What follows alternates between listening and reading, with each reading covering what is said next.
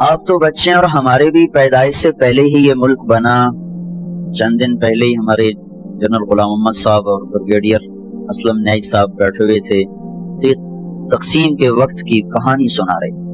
تو تھوڑی دیر کے بعد میں نہیں سن سکا, مجھے لگا جیسے میرا دل پھٹ جائے گا. ایسے ہی انہوں نے کہانیاں سنائی. یہ دنیا میں واحد ملک ہے جس کے بنیاد میں گارا اور سیمنٹ نہیں ہے بلکہ 6 لاکھ انسانوں کی ہڈیاں ہیں جس پر اس ملک کو بنایا گیا. ہم تو لوکل لوگ ہیں, مہاجر نہیں ہیں, لہذا ہم نے وہ قربانی نہ دیکھی نہ چکھی. میرے والد صاحب کے ایک دوست تھے, وہ مہاجر تھے جالندھر. وہ کبھی کبھی ہمارے ڈیرے میں آیا کرتے تھے, بات کرتے تھے. ایک دن میں بھی بیٹھا تھا اور وہ یہ بات کر رہے تھے کہ جالندھر سے میرا جب ہم نکلے ہیں پارٹیشن پر تو میرا سارا خاندان کٹ گیا, اکیلی جان لے کر نکلا. اور تھوڑی چھوٹی سی عمر بھی زیادہ نہیں تھی. تو دن میں چھپتا تھا کماد کے کھیت. اگست میں کماد اچھا خاصا بڑا ہو جاتا, اور رات کو پھر میں سفر کرتا تھا اور مجھے کچھ پتہ نہیں میں کہاں جا رہا ہوں, میری کیا منزل ہے. مجھے صرف ایک فکر تھا کہ میں سکھوں کی تلوار سے بچ جاؤں. لہذا چلتے چلتے چلتے دریائے ستلج پہ پہنچ گیا.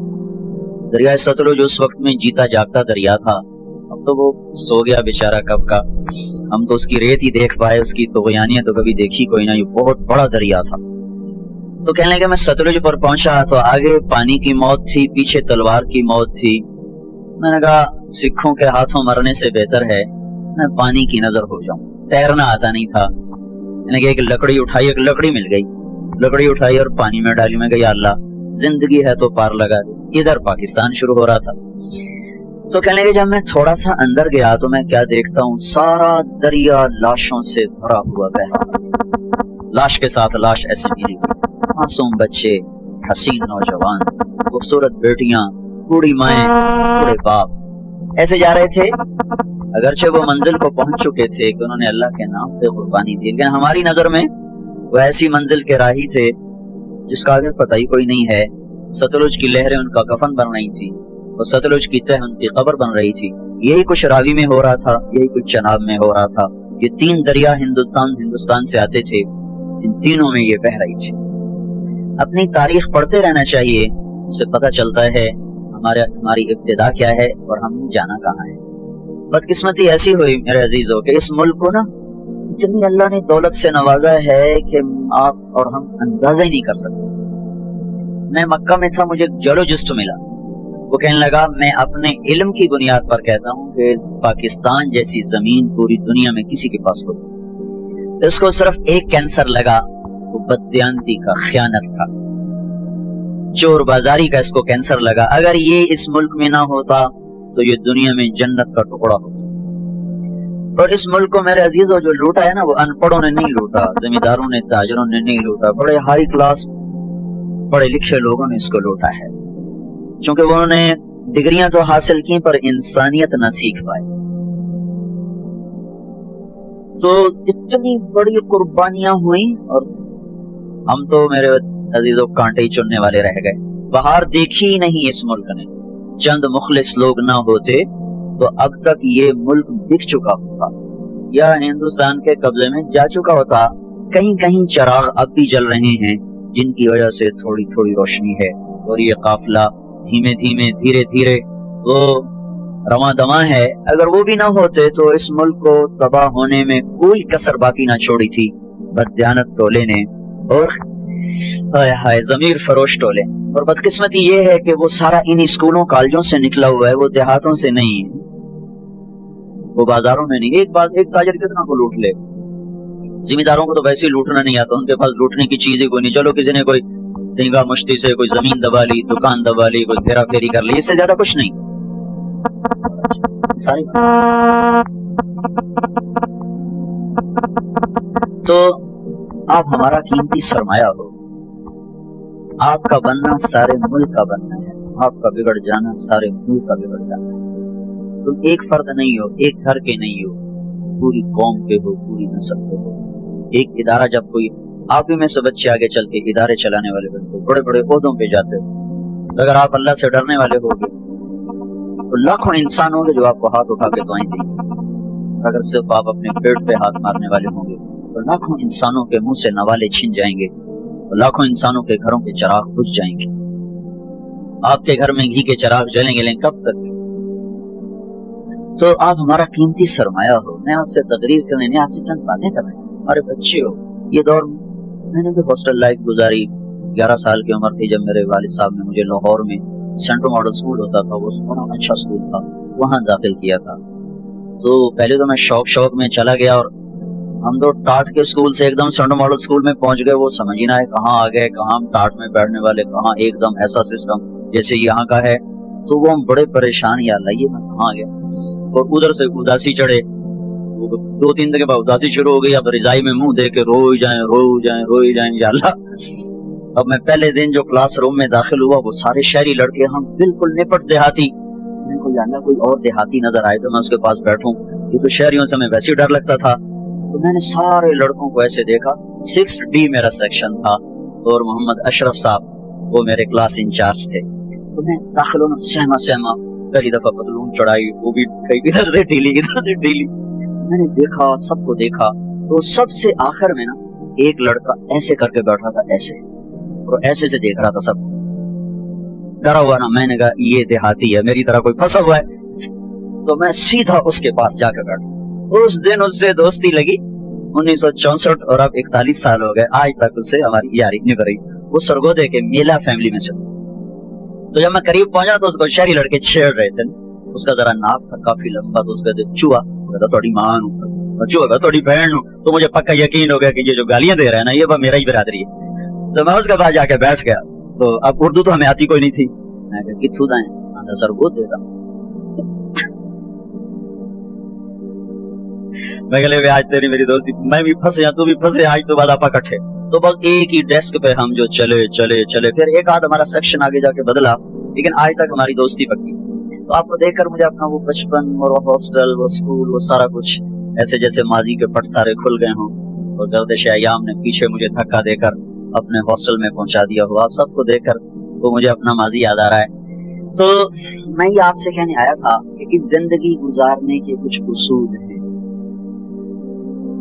एक नजरिया यूनान का था इस जिंदगी के बारे में कि ना इसकी कोई इब्तिदा है ना इसकी कोई इंतहा है, जो जैसे गुजारे ठीक।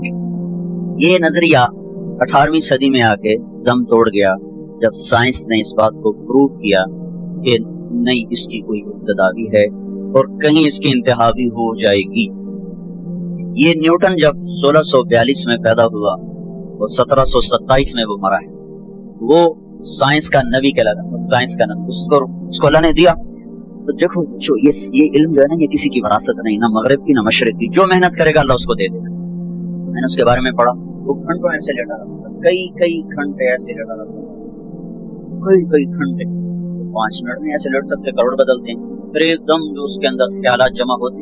ये कुर्सी पड़ी होती थी, सामने टेबल है, तेजी से उठता, कुर्सी पे बैठना भी भूल जाता और कलम उठा के खड़े होकर कई घंटे लिखता जाता। तो उसकी मेहनत पर अल्लाह ने उसको दुनिया का इल्म थोड़ा सा खिड़कियां खोल दी। तो ये बात सामने आई कि भाई ये शुरू से नहीं है, कहीं से शुरू हुई। कहां से शुरू हुई है, किसने शुरू की है, ये यहाँ आके अटक गए।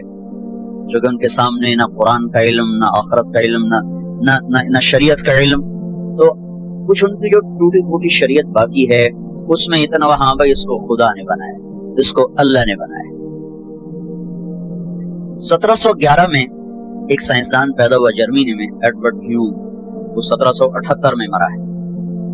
तो न्यूटन ने ये बताया कि ये कायनात एक साइंटिफिक तरीके से चल रही है, एक ऑटोमेटिक सिस्टम है जिसके तहत चल रही है। वो खुदा का मुनकर नहीं था। ह्यूम ने आकर खुदाई का इनकार किया। उन्होंने कहा जब 2 और 2 4 है तो किसी खुदा को मानने की क्या जरूरत है कि उसने 2 और 2 को 4 किया। हम देख रहे हैं सब कुछ ऑटोमेटिक हो रहा है, कोई खुदा नहीं है। सबसे पहले दहरियत का तसव्वुर इस शख्स ने दिया कि अल्लाह कोई नहीं है, ये सब खुद ब खुद हो रहा है, खुद ब खुद हो रहा है।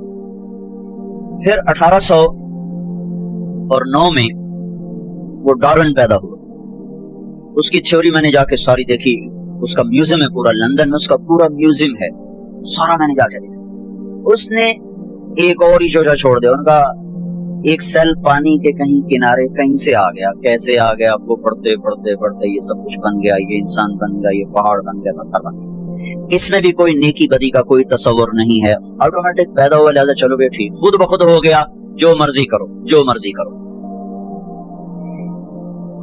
ایک تصور اسلام نے دیا, اور بھی بہت سے نظریات ہیں, میں نے صرف مثال کے طور پر آپ کو بتا دیا. ایک تصور اسلام نے دیا اور بڑے خوبصورت انداز میں اللہ نے پہلے ہم سے سوال کیا, بولو بھائی, ام خلقوا من غیر الشیء, تم خود بخود پیدا ہو گئے ہو, اپنے آپ بن گئے ہو. یہ ڈارون تھیوری, ایک سیل اپنے آپ بن گیا, اور یہ ان پڑھ سائنسدانوں کی تھیوری کہ یہ ایک دم وہ سیل مختلف شکلیں بدلتا ہو, اپنے آپ ہی ایسے سب کچھ ہوتا چلا گیا. تو اللہ اس کو سوالیہ انداز میں 1400 سال پہلے کہہ رہا ہے, 1400 برس کے بعد ایسے پاگل لوگ آئیں گے تو اللہ کہتا ہے ام خلقوا من غیر الشیء, بولو بھائی تم خود بخود بنے ہو.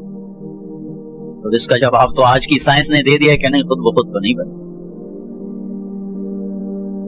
پھر اللہ دوسرا سوال کرتا ہے, ام هم الخالقون, کیا تم اپنے خالق خود ہو؟ اب تو نے اپنے آپ کو خود بنایا ہے. اس کا جواب بھی نفی میں ہے, ہم نے اپنے آپ کو خود کہاں بنایا, ہمیں تو 4 سال کی عمر میں پتا چلا کہ ہمارا کوئی وجود ہے. اللہ تیسرا سوال کرتا ہے, ام خلق السماوات والارض, یہ زمین آسمان تم نے بنایا ہے؟ دیکھتے نہیں کیسے ترتیب سے ہے. ایک تھیوری ہے نا کہ آپ ہی بن گیا, خود بخود بن گیا. اس نظریے کو بھی سائنس نے آ کر 1948 میں غلط ثابت کیا. 1929 میں کیلیفورنیا میں ایک سائنسدان تھا, وہ دیکھ رہا تھا تو اس نے پہلی دفعہ دیکھا کہ ایک بڑے منظم ردم کے ساتھ یہ ساری کائنات ایسے پھیل رہی اور ان میں بڑا ایک ربط ہے, وہ طاقتور ربط ہے, وہ فاصلوں کا تناسب. پھر اس پر انہوں نے مزید تحقیق کرتے کرتے 1948 میں وہ اس نتیجے پر پہنچے کہ یہ کائنات زیرو سے بنی ہے, ایک دھماکے سے بنی ہے, دھماکے سے. میں سائیوال میں تھا, ایک بچہ ہے میرے پاس, FSC کا, اس کے کان پر ہیڈ فون سا تھا, جی یہ انٹرنیٹ سے جڑا ہوا ہے, اس وقت 700 لڑکے آپ کی بات سنیں گے جو آپ مجھ سے کریں گے. ایک یہودی ہم سے تل ابیب سے سوال کر رہا ہے کہ بگ بینگ کے بارے میں تمہارے قرآن میں کوئی بات ہے کہ یہ کائنات ایک دھماکے سے وجود میں آئی؟ کیا تمہارے دین میں کوئی اس کے بارے میں دلیل روشنی ہے؟ تو اگر ہے تو مجھے بتاؤ, تو پھر میں مسلمان ہو جاؤں. میں نے کہا پہلی بات یہ بچے کہ ہمارا قرآن سائنس کی تصدیق کرنے نہیں آیا اور سائنس کو جھٹلانے نہیں آیا. ہمارا قرآن ہدایت کے لیے آیا ہے, زندگی گزارنے کا طریقہ بتاتا ہے. کہیں کہیں وہ دنیا کی چیزوں کو ٹچ کرتا ہے, جہاں وہ ٹچ کرتا ہے وہ ایسا صحیح ٹچ کرتا ہے کہ اسے کوئی چیلنج نہیں کر سکتا. تو ایک آیت ہے جو اس کا ترجمہ نہیں, اشارہ ہم کیسے کر سکتے ہیں کہ اس سے اشارہ ہوتا ہے کہ اللہ تعالیٰ کہتے ہیں اولم یر الذین کفروا ان السماوات والارض کانتا رتقا ففتقناهما وجعلنا من الماء كل شيء حي افلا يؤمنون. یہ جو میرے منکر ہیں ان کو پتہ نہیں ہے کہ زمین آسمان ایک ملا ہوا مادہ تھا, ایک ملا ہوا رتق ہوتا ہے چیز اس طرح آپس میں مل جائے کہ پھر اسے جدا نہ کیا جا سکے. جیسے گوشت الگ ہے, سبزی الگ ہے, نمک الگ ہے, مرچ الگ ہے. جب ہم اس کو سالن بناتے ہیں تو ہر چیز مکس ہو کر اب نمک مرچ ہلدی اس میں سے نہیں نکل سکتی. اس کو عربی میں کہتے ہیں رتق, کانتا رتقا, یہ سب کچھ ملا ہوا تھا. اور فتق اس کو الگ الگ کر دیں, ففتقناہما, پھر ہم نے اس کو پھاڑا اور اس کو دھماکے کے ساتھ ہم نے اس کو پھیلانا شروع کیا. اثر کے بعد وہ آیا, کہنے لگا یہ وہ یہودی مسلمان ہو گیا. اس وقت سن کے چلا گیا, پھر اثر کے بعد اس نے آ کر مجھے بتایا کہ وہ مسلمان ہو گیا. تو ہمارے پاس یہ نظریہ نہیں ہے کہ آپ ہی بن گئے, ہمارے پاس یہ نظریہ اس کو اللہ نے بنایا ہے اور ایک نظام کے ساتھ. اچھا, پھر ایک پال ڈیوس سائنسدان تھا آسٹریلیا کا, اس نے پھر ایک اور بات ثابت کی کہ کوئی بنانے والا ہے, خود نہیں بنا. اس نے ڈارون کو غلط ثابت کیا, اور دوسرے جو دہریے, بہت سے دہریے سائنسدان تھے اب بھی ہیں, ان سب کی بات کو اس نے غلط ثابت کیا کہ یہ دھماکہ کسی نے کیا ہے, خود نہیں ہوا. کہ ہر دھماکے کے بعد تخریب ہوتی ہے, دھماکے سے تو تخریب ہوتی ہے نا, بنا کہ تعمیر. اگر میں جا کے ابھی اپنے مسجد میں کہوں کہ ہم وہ بیٹھے تھے لارنس کالج کی مسجد میں, وہاں ہوا دھماکہ, ہر لڑکا اڑتا ہوا اپنے بیڈ پہ جا کے بیٹھ گیا اور پرنسپل جا کر اڑتے اپنے آفس کی سیٹ میں فٹ ہو گئے. کوئی مانے گا اس کو؟ صاحب پاگل ہو گئے ہیں. کسی بات کبھی دھماکہ بھی ایسے منظم طریقے سے ہوا؟ دھماکے سے تو توڑ پھوڑ ہوتی ہے, نہ کہ اس سے کوئی شکل وجود میں آتی ہے یا کوئی تعمیر وجود میں آتی ہے. یہ کائنات میں واحد دھماکہ ہے جس نے اتنے خوبصورت انداز میں کائنات کو وجود دیا کہ کوئی یہ ماننے پہ تیار نہیں ہے کہ یہ دھماکہ اتنا عقل مند. دھماکہ تو پاگل پن ہوتا ہے نا, ہوئی اور یہ ادھر گیا وہ ادھر گیا. تو اس نے نا پھر ایک سیکنڈ کو 1000 حصوں میں تو تقسیم کیا جا سکتا ہے, 1000 سے آگے پھر وہ تقسیم نہیں ہوتا. تو اس نے یہ بات پروو کی کہ اگر ہم فرضی طور پر 1 سیکنڈ کے 10 لاکھ خرب حصے کر دیں، 10 لاکھ خرب حصے، جب دھماکہ ہوا تھا تو 2 طاقتیں پیدا ہوئی تھی، ایک گریوٹی اور ایک رفتار۔ ایک رفتار پیدا ہو کے دھماکے سے چیز پھیلتی ہے، ایک دم ابھرتی ہے، تو جب وہ دھماکہ ہوا تھا تو اس میں 2 طاقتیں پیدا ہوئی، ایک کشش گریوٹی، ایک رفتار سپیڈ۔ اگر اس وقت سپیڈ زیادہ ہو جاتی تو یہ کائنات بکھر جاتی، اور اگر اس وقت کشش اور گریوٹی زیادہ ہو جاتی تو یہ کائنات پھر سمٹ کے پھر زیرو ہو جاتی۔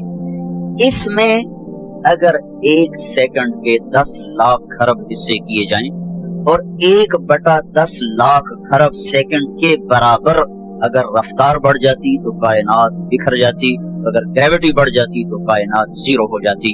تو یہ کوئی کیسے تسلیم کرے کہ یہ آٹومیٹک ہو گیا، یہ خود بخود ہو گیا؟ کوئی تو ہے، اور وہ کون ہے؟ یہاں آ کے وہ اٹک جاتے ہیں۔ تو ہمارے یہ اس بچے سے بھی پوچھو تو کہے گا اللہ نے زمین بنائی، اللہ نے آسمان بنایا۔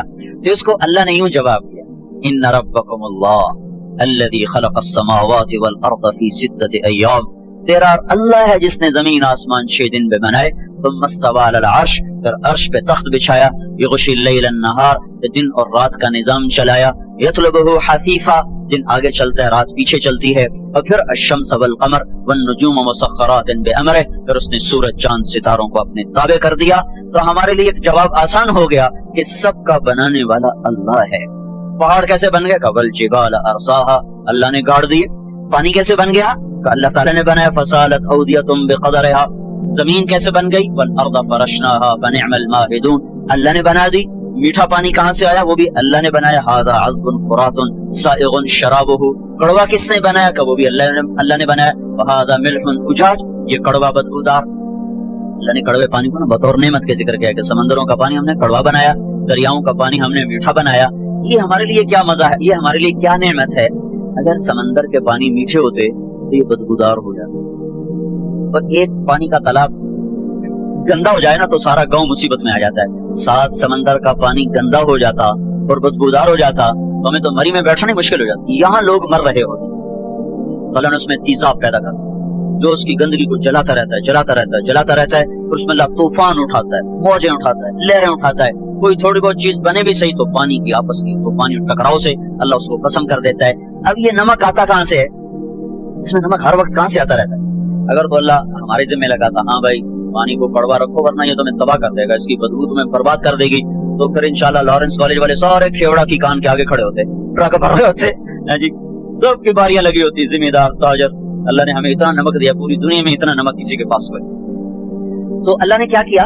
زمین کو تھوڑا سا جنوب کی طرف جھکا دیا اور ادھر سمندر کر دیے، اور پہاڑوں کو شمال کی طرف کر دیا، اوپر برف جما دی۔ پھر زمین کے جھکاؤ سے فائدہ اٹھاتے ہوئے اللہ پاک نے پانی کو جنوب کی طرف بہانا شروع کیا، پہاڑوں پہ برف پگھلی، وہ ندی نالوں میں بدلی، چشمے شامل ہوئے، جھرنے شامل ہوئے، آبشاریں شامل ہوئی، وہ پانی ایک طاقت کے ساتھ پتھروں سے ٹکراتا ہوا اور بل کھاتا ہوا ایک حسن بھی اللہ نے بنا دیا، خوبصورتی بھی بنا دی۔ لوگ ناران کی جھیل دیکھنے جا رہے ہیں، حالانکہ اتنا سفر، مصیبت خانے، پتھر، پہاڑ، ٹکریں، پھر بھی جا رہے ہیں۔ وہاں سے یہ پانی جب میدانوں میں آتا ہے تو زمین میں نمک ہے، تو یہ پانی کیا کرتا ہے؟ زمین کی رگوں سے نمک کو کھینچتا ہے، اور پورے ٹرالے بن کر ٹنوں ٹن دنیا کے سارے دریا نمک سمندر میں پھینک رہے ہیں۔ روزانہ کروڑوں اربوں ٹن اللہ ہی جانے پانی سمندر میں نمک کو پھینکتا رہتا ہے۔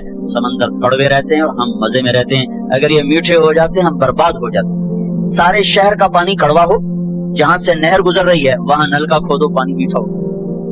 فیصل آباد میں میری رہائش ہے، میرا علاقہ خانوال ہے، رہائش میری فیصل آباد، تو وہاں سارے شہر کا پانی گندا ہے، اس میں سے ایک نہر گزر رہی ہے، اس نہر کے دونوں طرف جتنے نلکے ہیں سب کا پانی میٹھا، جو کہ پانی بہتا رہتا ہے اور اس کے اندر کے نمک کو کھینچ کے آگے چلتا رہتا ہے۔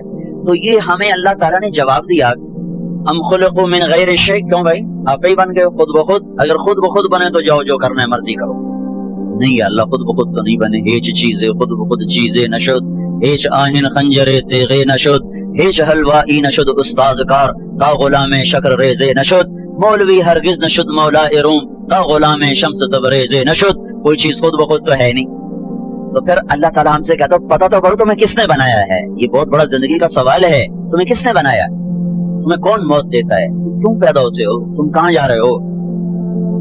یہ علم میرے بچوں کالجوں اسکولوں میں نہیں پڑھایا جا رہا، یہ علم اللہ نے بطور مسلمان کے ہم پر فرض قرار دیا اور پھر اللہ تعالیٰ نے قرآن کے ذریعے سے حدیث پاک کے ذریعے سے اسے محفوظ کر دیا. تو زندگی کا سفر شروع کرنے سے پہلے یہ طے کرو کہ تم نے زندگی گزارنے کیسی. تم اچھے ڈاکٹر بنو، اچھے انجینئر بنو، اچھے سائنسدان بنو، یہ ہماری ضرورت ہے، لیکن تم اچھے انسان بنو، اچھے مسلمان بنو، یہ تمہاری زندگی کا مقصد ہے.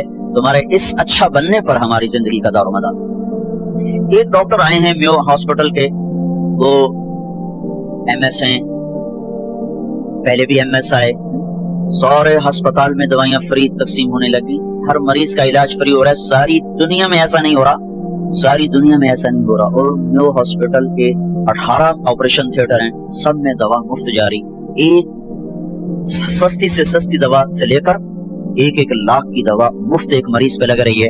ایک ڈاکٹر صحیح انسان آ گیا اور اس نے جتنا پیسہ، میں نے اس سے پوچھا، میرا دوست ہے، اتنے پیسے کہاں سے خرچ کر رہے ہو؟ جو حکومت فنڈ دیتی اسی سے خرچ کر لو. اور کہنے لگے مزے کی بات بتاؤں، پہلے 1 روپے کی دوائی مریض کو نہیں ملتی تھی اور خرچہ زیادہ تھا، اور اب تمام ہاسپٹل کو دوا فری جا رہی ہے اور ہر سال کے آخر میں 5 کروڑ 6 کروڑ ہمیں بچ رہا ہے. ہر شے فری کر کے 6 کروڑ 7 کروڑ بچ رہا ہے. اور اس وقت ہر شے پیسے پہ تھی اور پیسے کٹتے تھے. کہ ایک انسان، ایک صحیح مسلمان اللہ سے ڈرنے والا ہے. اب میں نے اسے سارا ہاسپٹل کا راؤنڈ کیا، باہر بیٹھے غریب لوگ جھولیاں اٹھا اٹھا کے اس کو دعائیں کر رہے تھے. اور پہلے کیا ہوتا تھا، تو ڈاکٹر کہتے یہ دوا لاؤ، وہ بھاگ کے جاتے، پھر کہتے یہ دوا لاؤ. اندر مریض اسٹریچر پر پڑا ہوا ہے، اس کا اسپیڈ چیڑا ہوا ہے، تو بھاگ کے جاتے، پھر وہ دوا لاتے. جب پیسے ختم ہو جاتے تو پھر عورت اپنے کان کی بالیاں اتار کے دیتی، ہاتھ کی چوڑیاں اتار کے دیتی اور دوا لے کر آتی، اور پھر بھی دوا پوری نہ ہوتی اور مریض اسٹریچر پر ہی مر جاتے تھے. اور اب 5000 کا ٹیکہ دل کے اٹیک کا ہوتا ہے. ایمرجنسی میں کوئی ہارٹ اٹیک کا پیشنٹ آ جائے، مالدار آ جائے، غریب آئے، اس کو ٹیکہ مفت لگایا جائے انہی پیسوں میں کہ ایک اللہ سے ڈرنے والا ڈاکٹر آ گیا. تو ہم یہ چاہتے ہیں کہ آپ اپنے جو آپ کی لائن آپ اللہ تعالیٰ آپ کے نصیب میں کرے، ڈاکٹر، انجینئر، سائنسدان اور اچھا افسر جو بھی آپ بنے، لیکن پہلے آپ اچھے مسلمان بنے تاکہ آپ کسی کا درد محسوس کر سکیں. ایک بہت بڑا ڈاکٹر تھا، پہلا نیورو سرجن پاکستان کا، پہلا نیورو سرجن کراچی کا تھا.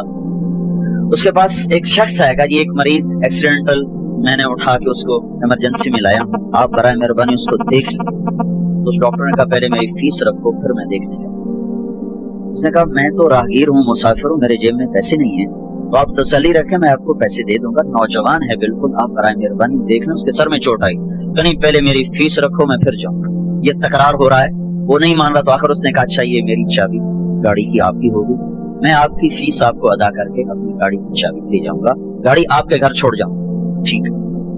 گاڑی میں بٹھا کے جب پہنچے تو آگے ڈاکٹر صاحب کا اپنا بیٹا اور مر چکا تھا، اور ایک ہی بیٹا تھا، ایک ہی بیٹا، اور وہ مر چکا تھا. ڈاکٹر صاحب پاگل ہو گئے، جس کے لیے کمایا تھا وہی ہاتھوں میں چلا گیا. تو وہ ڈاکٹر زیادہ تھے، انسان کم تھے، تو اپنے بیٹے کو مار دیا. ایک انسان آیا، مسلمان آیا، اس نے سارے ہاسپٹل میں دوائیں فری کر دی اور الٹا پیسہ بچا کے دیا گورنمنٹ کو. اس وقت میرے عزیزوں جو باہر ہو رہا ہے نا، سوائے اس کے کہ پیسہ اکٹھا کرو، اس کے سوا اور کچھ نہیں ہو رہا. جب تم اللہ سے ڈرنے والے بنو، اللہ کے خوف سے اپنے شعبوں میں چلو، تو اللہ تمہیں عزت دے گا. تمہارے مقدر کا رزق کہیں نہیں جاتا. تو اللہ تعالیٰ ہم سے پوچھتا ہے خود بخود پیدا ہوئے؟ نہیں. اپنے خالق خود ہو؟ نہیں. زمین آسمان تم نے بنایا؟ نہیں. تو پھر پتہ تو کرو ہے کون؟ تو اللہ نے جواب دیا وہ اللہ ہے. اب دوسرا سوال پیدا ہوتا ہے مجھے کیوں پیدا کیا، میں کیوں آیا؟ تو اس کا بھی اللہ نے جواب دیا وما خلقت الجن والانس الا لیعبدون، تم اس لیے آئے ہو کہ میرے بندے بن جاؤ. تیسرا سوال ہے کہ اللہ یہ موت کیوں آ جاتی ہے؟ موت کیا چیز ہے؟ اس کے 200 جواب لکھے پڑے ہیں سائنس کی کتابوں میں، 200 جواب.